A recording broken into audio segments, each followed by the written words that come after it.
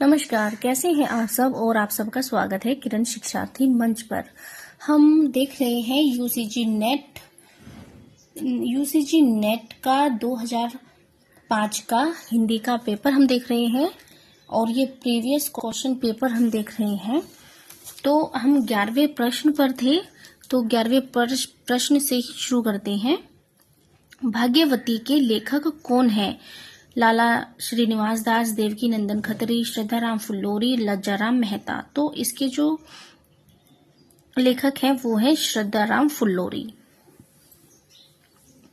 और इसकी व्याख्या देख लेते हैं।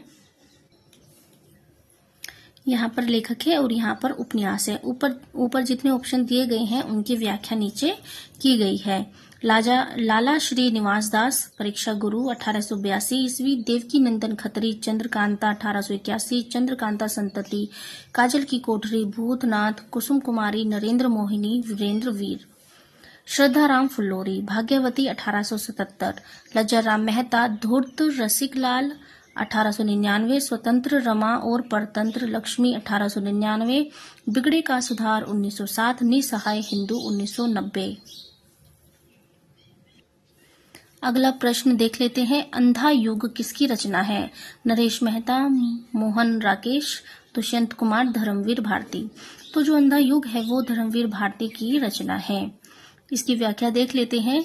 अंधा युग 1954 धर्मवीर भारती का गीति नाट्य है। इसमें महाभारत के अंतिम दिन 18वें से लेकर कृष्ण की मृत्यु तक की कथा है।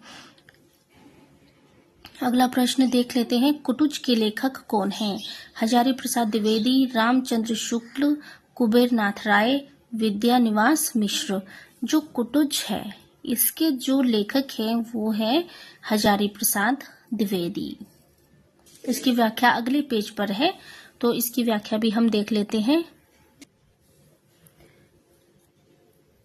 कुटुज के जो लेखक थे वो हजारी प्रसाद द्विवेदी थे। अब व्याख्या देख लेते हैं।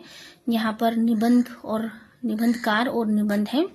हजारी प्रसाद द्विवेदी, अशोक के फूल 1948, कल्पलता 1951, मध्यकालीन धर्म साधना 1952, विचार और वितर्क 1959, कुटुज 1964, साहित्य सहचर 1965, आलोक पर्व 1972। रामचंद्र शुक्ल, चिंतामणि, कुबेरनाथ राय, प्रिया नीलकंठी 1968, रस आखेटक 1970, गंधमादन 1972, विषाद योग 1973, निषाद बांसुरी 1974, पर्ण मुकुट 1978, महाकवि की तर्जनी 1979, कामधेनु 1980, पत्र मणिपुतुल के नाम 1980, मन पवन की नौका 1982, किरात नदी में चंद्र मधु 1983, दृष्टि अभिसार 1984, त्रेता का वृद्ध मास 1986, मराल 1993, उत्तर कुरु 1994, वाणी का शीर 1998। वाणी का शीर किसमें है? 1998।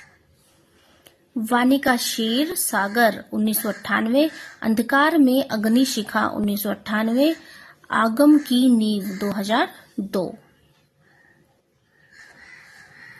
विद्यानिवास मिश्र, चितवन की छाह 1953, हल्दी दूब 1955, कदम की फूली डाल 1956, तुम चंदन हम पानी 1957, आंगन का पंछी और बंजारा मन 1963, मैंने सिल पहुंचाई 1966, बसंत आ गया पर कोई उत्कंठा नहीं 1972, मेरे राम का मुकुट भीग रहा है 1974, परंपरा बंधन नहीं 1976, कटीले तारों के आर पार 1976, कौन तू फुलवा बीन निहारी 1980, तमाल के झरोकों से 1981, अस्मिता के लिए 1981, संचारिणी 1982, अंगद की नियति 1984, लोगो रंग हरी 1985, गांव का मन लागो रंग हरी 1985, गांव का मन 1985, नैरंत्य और चुनौती 1988, शेफाली झर रही है 1979, भाव पुरुष श्री कृष्ण 1990, सोहम 1991, जीवन अलभ्य है, जीवन सौभाग्य है 1991, देश धर्म और साहित्य 1992, नदी नारी और संस्कृति 1993, फागुन दुई रे दीना 1994, बूंद मिले सागर में 1994, पीपल के बहाने 1994, पीपल के बहाने 1994, शिरीष की याद आई 1995, भारतीय चिंतन धारा 1995, साहित्य का खुला आकाश। यह जो नाम है यह पूरा नाम है साहित्य का खुला आकाश 1996, लोक और लोक का स्वर 2000, रथ यात्रा 2002, गिर रहा है आज पानी 2001, स्वरूप विमर्श 2001, गांधी का करुण रस 2002, थोड़ी सी जगह दे 2004, कितने मोर्चे 2007, साहित्य के सरोकार 2007। अब चलते हैं अगले प्रश्न की ओर। निम्नलिखित में से कौन सी रचना अमरकांत की नहीं है? अमृतसर आ गया, जिंदगी और जोंक, टूटना, परिंदे। तो इसमें जो अमरकांत, निम्नलिखित में से कौन सी रचना अमरकांत की है? तो इसमें है जिंदगी और जोंक अमरकांत की रचनाएं हैं। जिंदगी और जोंक, इसकी व्याख्या भी देख लेते। यहाँ पर कहानी है और यहाँ पर कहानीकार है। ऊपर जो ऑप्शन दिए गए हैं ये उन्हीं की व्याख्या है। अमृतसर आ गया है, तो जो अमृतसर आ गया है ये रचना है भीष्म साहनी की। जिंदगी और जोंक है अमरकांत की। टूटना है राजेंद्र यादव की और परिंदे है निर्मल वर्मा की। अगला प्रश्न है, पहल का संपादक कौन है? राजेंद्र यादव, रविंद्र कालिया, ज्ञान रंजन, विश्वनाथ तिवारी। तो पहल का जो पहल के जो संपादक है वो है ज्ञान रंजन। पहल के संपादक हैं ज्ञान रंजन। पहल 1960 की त्रैमासिक पत्रिका है जो जयपुर से निकलती थी। इसके संपादक ज्ञान रंजन हैं। अगला प्रश्न है, ध्वन्यालोक किसकी कवि है? ध्वन्यालोक किसकी कृति है? ये कृति है यहाँ पर। अभिनव गुप्त, राजशेखर, मम्मर नहीं है, ये मम्मट है, यहाँ पर मिस प्रिंट है, मम्मट, आनंदवर्धन। तो जो ध्वन्यालोक जो कृति है वो है आनंदवर्धन की। ध्वन्यालोक जो कृति है वो आनंदवर्धन की है। भारतीय काव्य शास्त्र के आचार्य और कृति। अभिनव गुप्त की है तंत्रालोक, ध्वन्यालोक, लोचन। राजशेखर की है काव्य मीमांसा। मम्मट की है काव्य प्रकाश। आनंदवर्धन की है ध्वन्यालोक। अब अगला प्रश्न देख लेते हैं। अगला प्रश्न है, उज्ज्वल नीलमणि ग्रंथ के लेखक कौन है? तो उज्ज्वल नीलमणि ग्रंथ के जो लेखक हैं वो है रूप गोस्वामी। उज्ज्वल नीलमणि श्रृंगार का विवेचन परक ग्रंथ है जिसकी रचना रूप गोस्वामी ने की है। इस ग्रंथ में कृष्ण की प्रशंसा के उदाहरण दिए गए हैं। अगला प्रश्न है, अभिव्यक्तिवाद के प्रवर्तक हैं शंकुक, अभिनव गुप्त, भट्टलोल्लट, आनंदवर्धन। तो अभिव्यक्तिवाद के जो प्रवर्तक हैं वो अभिनव गुप्त हैं। और इसकी व्याख्या देख लेते हैं। यहाँ पर आचार्य दिए गए हैं, सिद्धांत दिए गए हैं, दार्शनिक मत दिया गया है और संयोग दिया गया है। भट्टलोल्लट उत्पत्तिवाद या आरोपवाद, मीमांसा दर्शन, उत्पाद्य उत्पादन संबंध। श्री शंकुक अनुमतिवाद, न्यायवाद, अनुमाप्य या अनुमापक। भट्टनायक भुक्तिवाद या भोगवाद। इनका जो दार्शनिक मत है वो सांख्य दर्शन है और संयोग है भोज्य भोजक। और अभिनव गुप्त का जो सिद्धांत है वो है अभिव्यक्तिवाद, दार्शनिक मत है शैव दर्शन और संयोग है व्यंग्य व्यंजक। आनंदवर्धन ध्वनि संप्रदाय के प्रवर्तक हैं।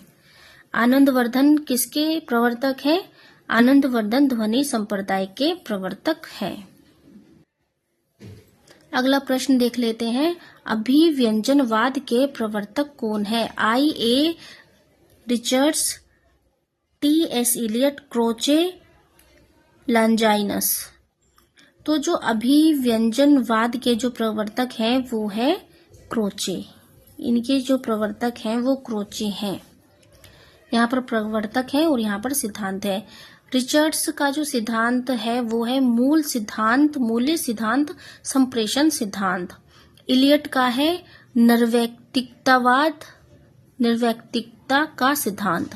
क्रोचे का है अभिव्यंजनावाद। लॉन्जाइनस का है उदात्त। अब बढ़ते हैं अगले प्रश्न की ओर। अगला प्रश्न है, काव्य में उदात्त तत्व को सर्वाधिक महत्व किसने दिया है?